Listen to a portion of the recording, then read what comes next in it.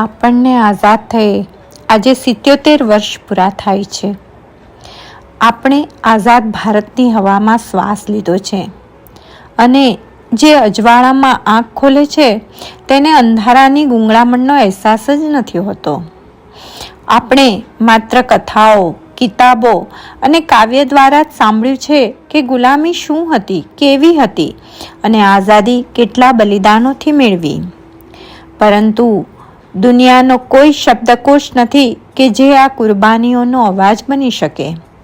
કયા શબ્દોમાં વ્યક્ત કરી શકાય તે માતાની મમતા કે જેમના જવાન બેટાઓ સરહદ ઉપર જ ઢળી પડ્યા? કયા ગીતોમાં ઠલવાય એ ચીર વિરહની વેદના જે સુહાગણો પોતાની છાતીમાં જ ચીરવી ગઈ? કઈ વાણી એ બહેનોની આંખડીના અશ્રુને વર્ણવી શકે કે જેમની રાખડી ભાઈની કલાઈ પર બાંધ્યા વગર જ રહી ગઈ? કોણ વર્ણવી શકે તે યુગની વ્યથા? આ બધા પણ આપણા જેવા જ હતા, પરંતુ એક ભિન્નતા હતી. જ્યારે દેશની વાત આવે ત્યારે તેઓએ ક્યારેય પીઠ નથી બતાવી, પણ સામી છાતીએ ગોળી ઝીલી લીધી છે અને તેથી આજે આપણે તેમને યાદ કરી રહ્યા છીએ. આપણે પણ આ જ દેશના સંતાન છીએ, ત્યારે જરૂર છે એક સ્મરણની, સ્વાભિમાનની. આ શહીદી પર ગર્વ અને આપણા ભવ્ય ભૂતકાળનું અભિમાન સદા રહે તે પ્રાણની.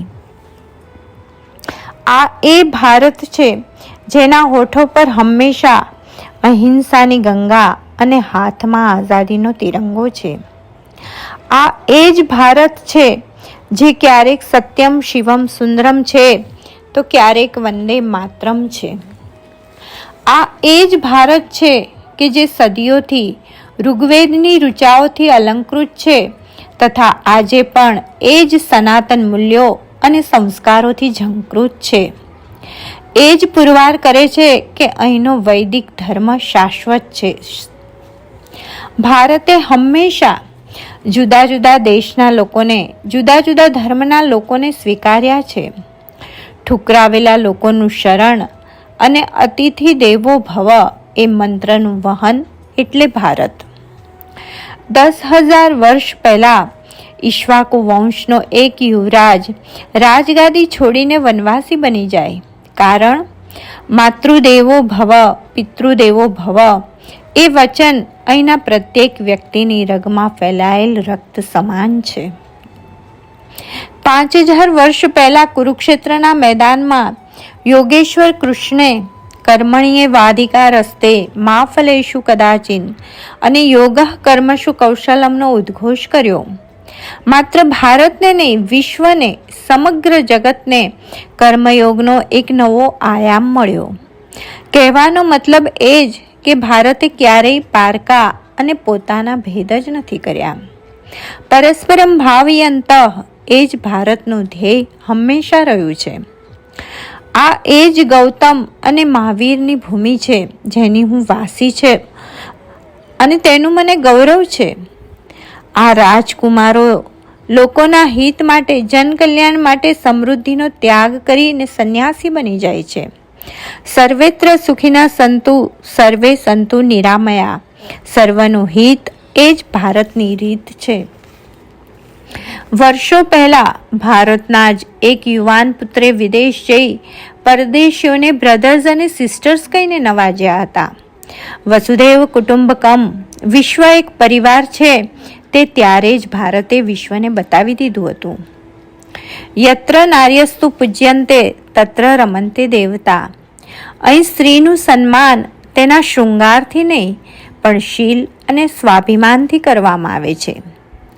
એક કુંવારી માને દેવી કુંતી તરીકે જાણવામાં આવે અને 5 પતિ ધરાવતી દ્રૌપદીને સતી માનવામાં આવે.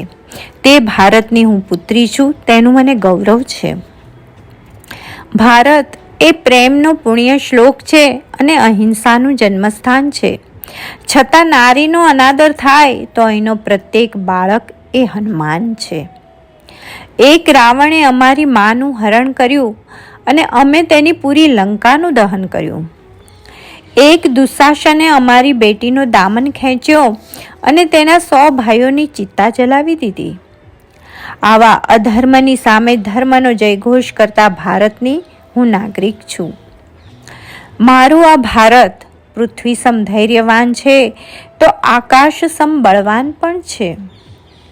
આ ભારત વીરોની વસુંધરા છે તો દેશપ્રેમની જ્વાળા પણ છે.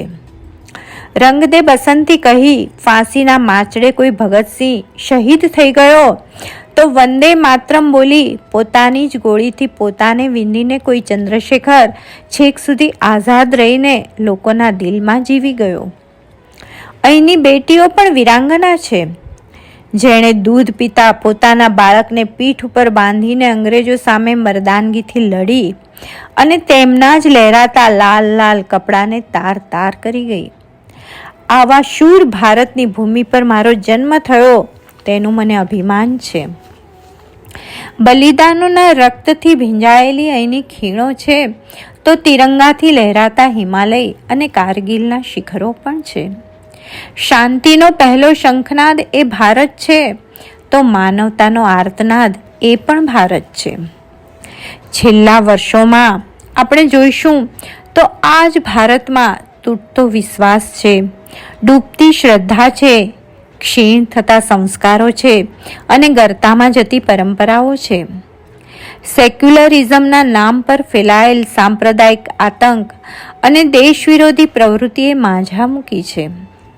ભ્રષ્ટાચારના ભોરિંગ અને કાળા બજારના કાલિય નાગને નાથવાનો સમય હવે આવી ગયો છે અને ત્યારે આપણે ફરીથી વિશ્વમાં ભારતની ગરિમા વધારવા પ્રતિબદ્ધ અને કટિબદ્ધ બનીએ.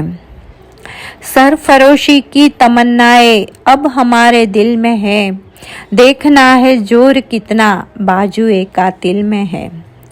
રામ પ્રસાદ બિસ્મિલના મોઢે હંમેશા રહેતી આ પંક્તિઓ હવે આપણે આપણા દિલમાં અને દિમાગમાં રાખી ભારતના ઉજ્જવળ ભવિષ્યને સાકારિત કરવા સંકલ્પબદ્ધ બનવાનું છે. આવો આપણે ભારતના પુનરુત્થાનનો નવો ઇતિહાસ રચીએ, જેમાં નવા સપનાની હવા હોય, હિન્દુ ધર્મની પવિત્ર સુગંધ હોય અને વિશ્વના ફલક પર હિન્દુસ્તાનને સરતાજ બનાવવાનો અદ્ભુત ઉલ્લાસ હોય. એ નવસર્જિત ભારત સ્વાભિમાની ભારત હશે, જે હવે ક્યારેય ગુલામીની માનસિકતા નહીં સ્વીકારે, ગૌરવશાળી ઇતિહાસને અંધવિશ્વાસનું વસ્ત્ર નહીં પહેરાવે અને પોકળ ભ્રામક વાતોથી પથચ્યુત નહીં થાય, પરંતુ આત્મનિર્ભરતાના બળ પર હવે વિકાસ પથ પર કદમ માંડશે. પ્રત્યેક ભારતવાસીના ઉદ્ઘોષમાં ગાંધીજીની સત્યનિષ્ઠા, સરદારની કર્તવ્યનિષ્ઠા, સુભાષ બાબુની રાષ્ટ્રનિષ્ઠા, રવિન્દ્રનાથ ટાગોરની સંવેદનશીલતા, મોરારજી દેસાઈની સિદ્ધાંત પ્રિયતા અને અબ્દુલ કલામની સ્વપ્ન પ્રીતિ હશે. કૃષ્ણના તત્વજ્ઞાન, રામની મર્યાદા અને મહાવીરની અહિંસાથી શોભતું એ આપણું નવ ભારત હશે. જય હિન્દ.